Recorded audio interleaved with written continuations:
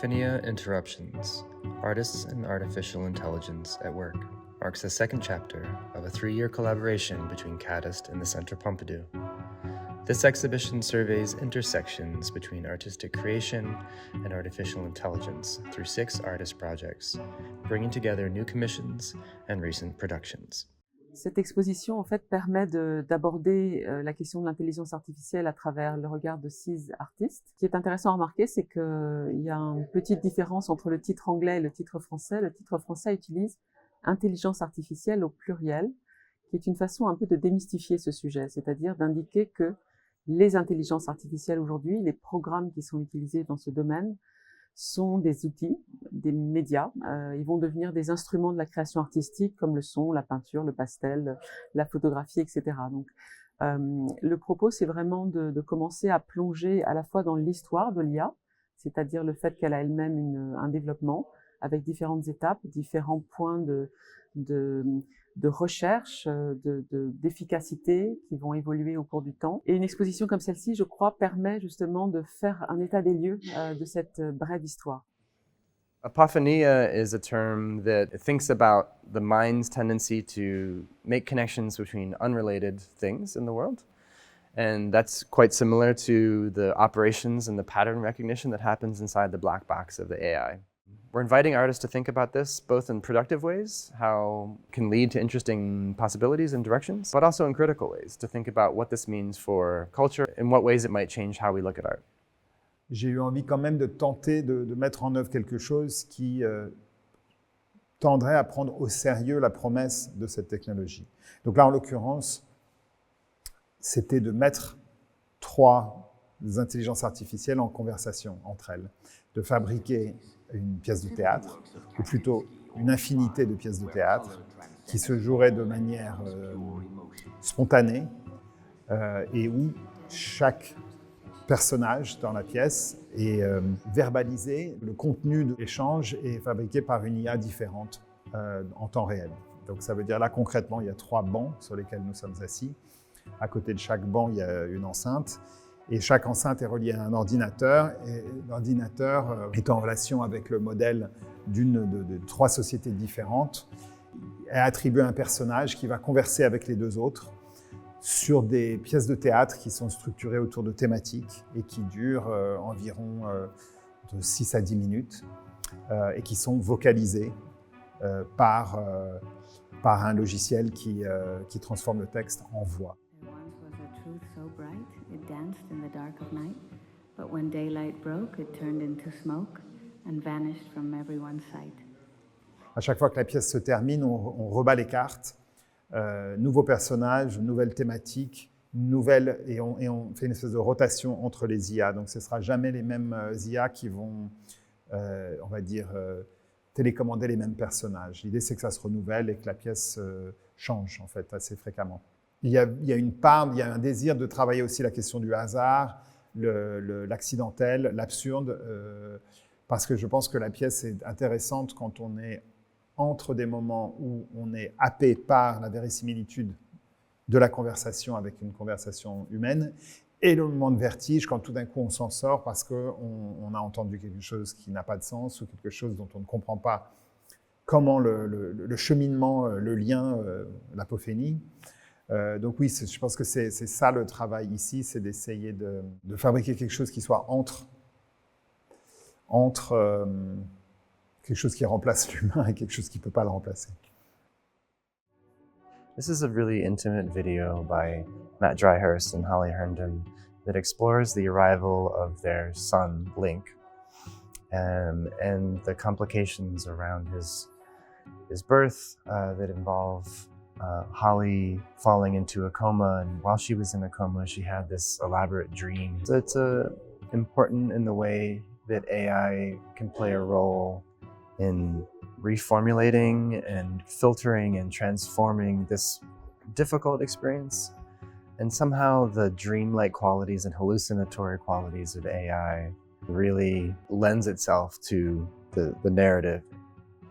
Alors, la question de l'histoire a été pointée très tôt par les artistes et les penseurs qui ont commenté l'intelligence artificielle. Pourquoi ? Parce que il a été beaucoup dit que l'intelligence artificielle ne peut prédire que le passé. Hein. Toute l'anticipation qui est basée sur des données statistiques reprend évidemment des choses qui ont déjà été vécues par l'humanité.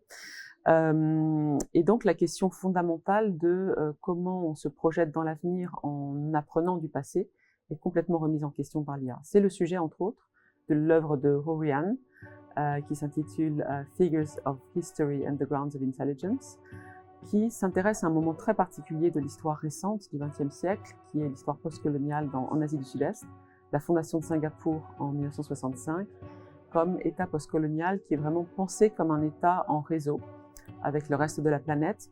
Et cette idée du réseau va conduire à une planification urbaine qui ségrègue la population et qui va créer des boucles de rétroaction, comme il le dit, en tentant de prendre des informations auprès de la population.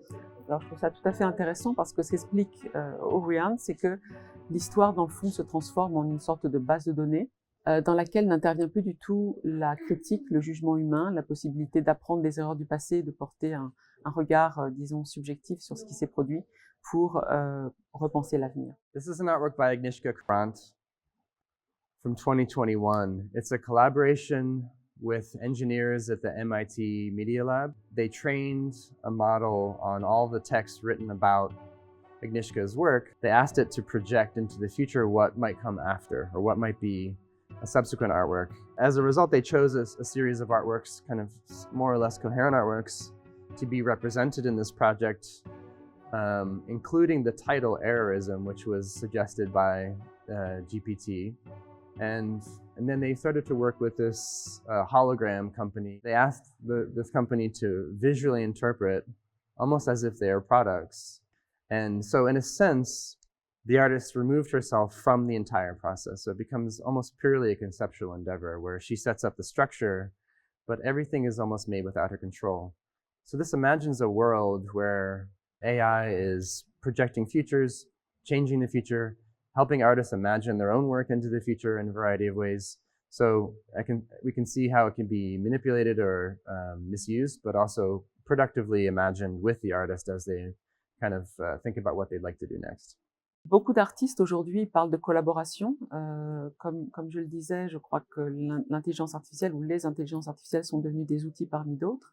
La question de l'auctorialité au XXe siècle, ce qu'on appelle authorship en anglais, a été abordée évidemment depuis très longtemps. La question de la mort de l'auteur a été pensée déjà dans les années 60 et même avant. Et aujourd'hui, l'intelligence artificielle permet évidemment de travailler avec cette autre forme d'opération, de conception qui est non humaine, même si évidemment l'intelligence artificielle a été créée par des humains. Et donc la question de la collaboration, évidemment, elle prend beaucoup de formes différentes, mais surtout elle transcende cette notion de la propriété intellectuelle, de l'originalité telle qu'on a pu la penser autour de la notion de chef-d'œuvre dans l'histoire de l'art récente, mais qui en fait est une notion assez récente dans l'histoire de l'art si on y pense. Elle date surtout du 19e siècle en fait. It wasn't just slave ships I was looking at, but all kinds of vessels that carry precious cargo, so to speak. So you had slave ships, and then there were refugee ships and treasure ships. These were the three prompts that I was playing with. The vessel was a kind of character, the ship as mother, giving birth to generation upon generation that led to me. It lost its power to be a vessel of only sadness. It became also a symbol of power and rebirth.